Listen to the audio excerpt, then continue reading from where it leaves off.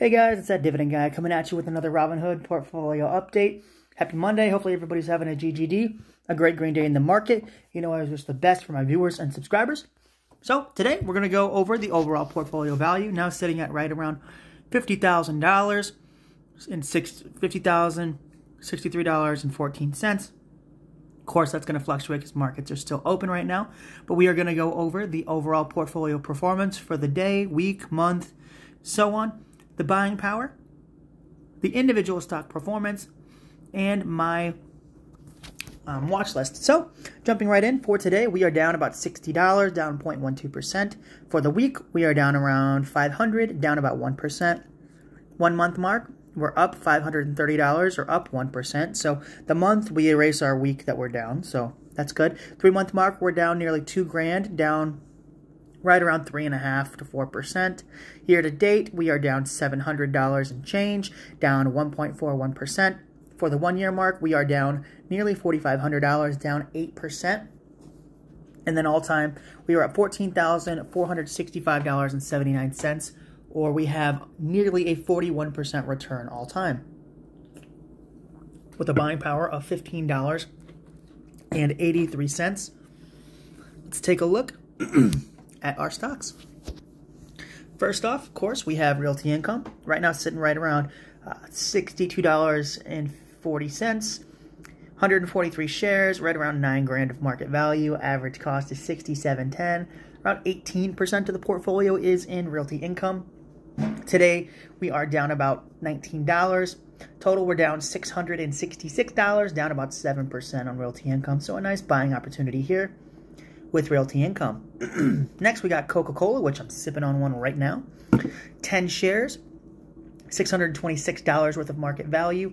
Average cost is right around $61 a share, so not quite buyable yet.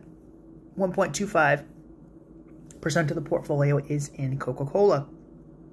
Today, we're down $2. Total, we're up 17.5%, right around $17, up right around 3% on Coca-Cola. So, would love to cost down average. The goal, the long-term goal for the portfolio is to have 100 shares of Coca-Cola. And I do think I can do that. It's pretty achievable by the end of the year.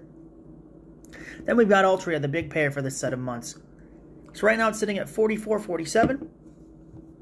315 shares, $14,000 worth of market value. Average cost is right around $47.40 a share. 28% of the portfolio is in Altria. Today we're up $12. Total, we're down a little over $900, down about 6%. So guys, this is the biggest payer for this set of months. Altria does have a dividend coming in of right around $300. So I'm kind of tossed right now because I do want to put this into the best possible situation, which right now in the portfolio is T. Rowe Price. But this could get me 5 free shares of Altria, and that would put the dividend for this company over $300. So give or take, I do want to put it into T. Rowe Price, but at the same time, you know, reinvesting it into a bigger dividend makes sense as well. So we'll see how I feel. We do have a few weeks. It's April 28th when it pays, so about 2.5, 3 weeks away. We'll see if T. Rowe Price is still a deal, or see if even Altria is a deal, because if one of them goes up above my average cost, then I will hold that cash. Next, we've got Apple, which I only have 1 share. They're down pretty big today, down about 2%. 1 share, $161.27 for value. Of course, it's going to go and shift based upon market fluctuation because the market's open. Average cost, $132.66. 0.32% of the portfolio is in Apple. Today, we're down about $340, down 2%. Total, we're up nearly $29, up 21.5% on Apple stock. This is one that I want to buy a lot more of, and I do want this to be the biggest income generator in this set of months, but that's going to take a lot of capital, given the total amount of the dividend, I believe is like 18 cents per share, so it's going to, or 21 cents I think, but it's 18 to 21 cents, but at $161, it's going to take a lot of money allocated to this position to pass my next stock, which is AbbVie, sitting at $160.62. 95 shares, $15,000 of market value. Average cost is $95 per share. Around 31% of the portfolio is in AbbVie. Today we're down $80 total. We're up $6,200 or up nearly 70% on this position, which is just insane. By far the best investment I've ever made, and I just plan on holding it. So a lot of people might sell out of this position, but it's a mistake to get rid of your winners, because here's the thing. This is generating such a great return for me. It would be stupid to cash out at 70% up, because here's the thing. I analyze the company. I have a great dividend coming in every single quarter for this company, and that dividend's been growing. So when I first bought the stock, I bought it at around $88 a share. Then I bought another tranche at around 94, something like that, 95. So the average cost, or I think it was 97, but the average cost bumped up a little bit. But here's the thing, guys. That dividend has grown from $1.07 to $1.46 or 47 right now for AbbVie. So every year I'm getting paid more through the dividends plus stock appreciation. So I'm loving holding this stock. And the thing is, guys, it's a big mistake to sell your winners, because why would you, if you had right now, according, if my stock portfolio was a roster, this is the Michael Jordan or the Kobe Bryant of my portfolio. I'm not gonna cut my best player. That's just stupid, right? Like if I'm building a franchise, like if you think of my portfolio as a franchise team, I'm not selling my best performer, right? AbbVie has consistently brought me returns, which is like getting consistent points, rebounds, assists, whatever. If it's across the board the best thing in the portfolio, I'm not selling it. I've had a lot of people ask me about it, and I'm not selling. I'm holding it long term, and I'm just going to let it compound. And then finally, we got T. Rowe Price, staying in it right around 110 per share, 101 shares. So I did buy a share with dividends, $11,000 in market value. Average cost is $121.59. So a nice cost down average opportunity here with T. Rowe Price stock. Then we've got 22% of the portfolio in T. Rowe. Average cost is right around 122 per share.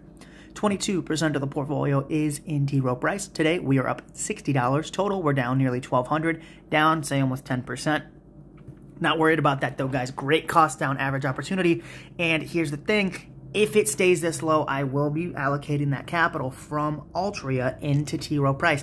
If this price changes, like if I know the overall financial markets have been slaughtered lately, banks have been hit, and T. Rowe Price is part of that financial sector, so it's been dropping.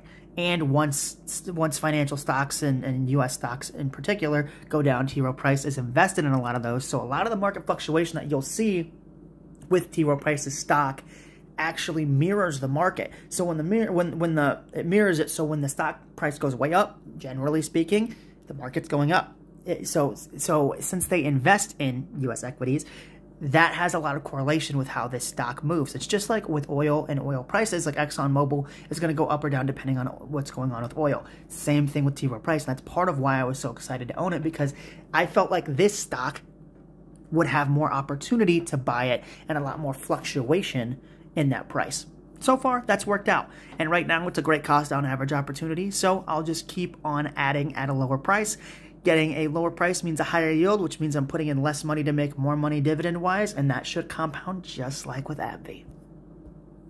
Then we're going to look at the watch list and why I added Google. So I am not a growth stock investor, but this is one of those companies that I've done significant research in. I post videos on Google, essentially, as YouTube, which is owned by Google. And I love the business model. I love the ad revenue. I think it's way stronger than Facebook, even though Facebook does have a great business model as well. But I like Google. I like the company. I like the products. I understand the business and how they make money. And it's just one of those that I can wrap my head around. I've used Google AdSense before. I've used Google Ads before. And it's just a very well-run company that I want to get a little exposure to, right? And that might change, right? If the stock price goes way up, like I want to buy it at around 110, so I have like $27 of upside, right? If I can get it lower than that, great. But this is also one of those opportunities that I might, instead of putting it back into a dividend stock like T. Rowe Price, I could put the Altria dividend in something like Google and just hold it. So this is going to be just like Apple, just going to buy it at a lower price and let it ride. I don't plan on selling it, and if I do, it's going to be at a huge upside. Then we got Visa. I want to buy it around 190. So, of course, not touching it here at 225. Great company. do want to own it, but I want to own it at the right price, and I don't mind sitting around waiting and being patient for this company to get to the price that I feel like it should be valued at. So I'm not touching it here. Then same deal with Berkshire. I wanted it $300 a pop, which gives me, I believe it's like 365, 364, or 354, excuse me, for the 52-week high. So I want about $50 upside. Right now I have about $44 upside. So it still would be a good price to pay.